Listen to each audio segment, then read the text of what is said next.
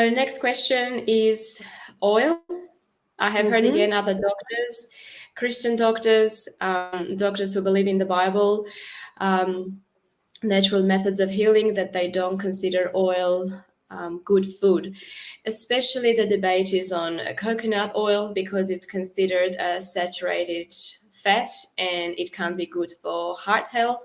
And also I've heard this, that if you eat too much oil, then it comes out of your pores. If you have breakouts, that could be a result of using too much oil as well. What are your thoughts on oil, and especially coconut oil? Okay, well, before the COVID, or the reaction to the COVID crisis on the planet, I used to go to Fiji every year. So I went to Fiji every year for probably 16 years.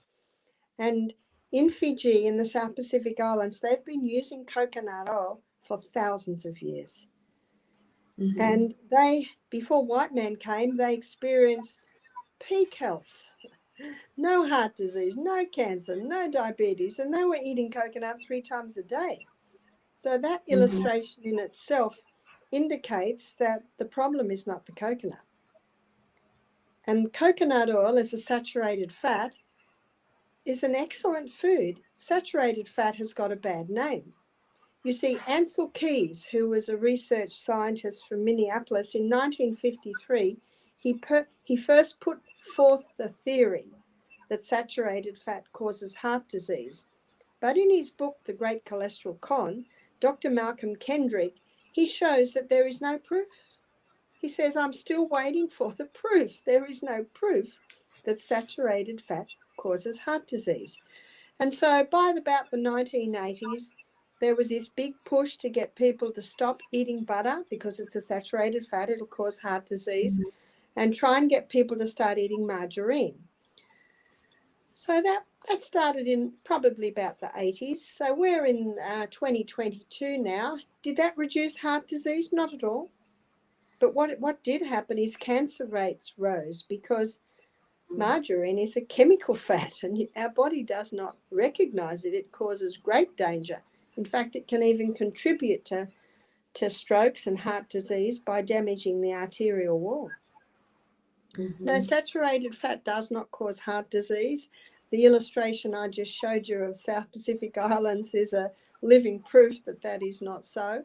Mind you, today, their heart disease, their diabetes, their cancer, are the same rates as ours, because they've stopped eating their traditional diet with all the coconut, and they've gone over to the white man's diet. We call it the SAD diet, the Standard Australian Diet, the Standard American Diet, which is very high in refined foods, very high in wheat and wheat products. Hot bread shops abound in Fiji. I've even seen them open 11 o'clock at night.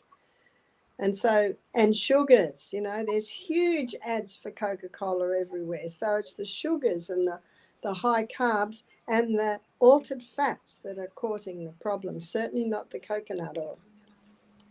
So I'd like to look at what the Bible says. What does the Bible say about oil? Well, I love the story, and I read it often to my children about Elisha in the drought. And remember, God fed him.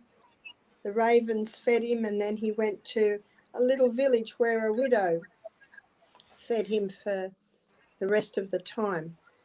And we know the Bible verse where Elijah said to the lady, he said, God has said that the oil will not fail nor the meal lack, or maybe it's the other way around, until the rain comes.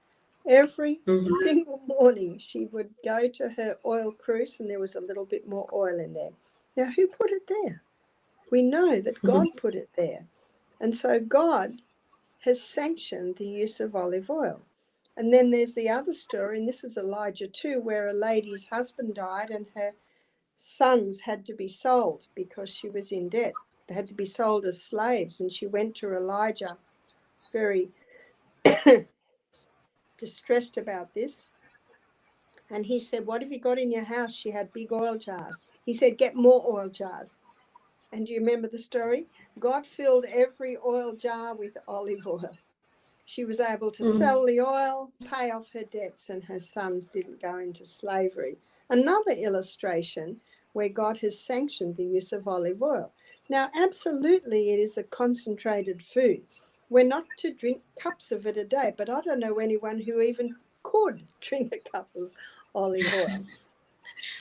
The Bible doesn't talk about coconut oil because where the Bible was written, the coconut oil is not used. I think also the Bible says there is a verse that says a bit of oil makes your face shine or something like that. Yes, and that's not oil on the face, that's eating oil, and it comes out, nourishing the skin. That's true. That's true. And so we've looked at history, we've looked at Bible. What about scientifically? So I'm a nutritionist and I've studied the science behind the oils. And oil is an essential food group in the body. The brain is the fattiest organ in the body. The membrane around every single cell in the body is 50% protein, 50% fat. We need fat. And one of the most dangerous things about the oil-free diet is the effect on the brain. And God never meant for the brain to deteriorate. And unfortunately, there's a lot of people with Alzheimer's, Parkinson's, dementia today. Has that got something to do with this oil-free diet? And one form of treating epilepsy is the ketogenic diet. They've been using that since the 1920s with great success. And that is a diet that uses a lot of oil. And those people don't die from heart disease. Yeah, and when it comes to brain health, also one thing we tend to stay away from is cholesterol. But isn't that how our brain is fed? Doesn't our brain need cholesterol to function well? The brain loves cholesterol.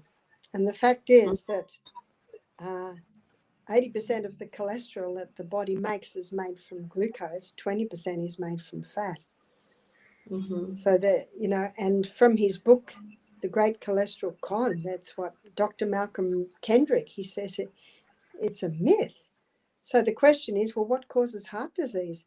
What causes heart disease is damage to the arterial walls, demanding that the liver make cholesterol to plug up the holes. That's the problem.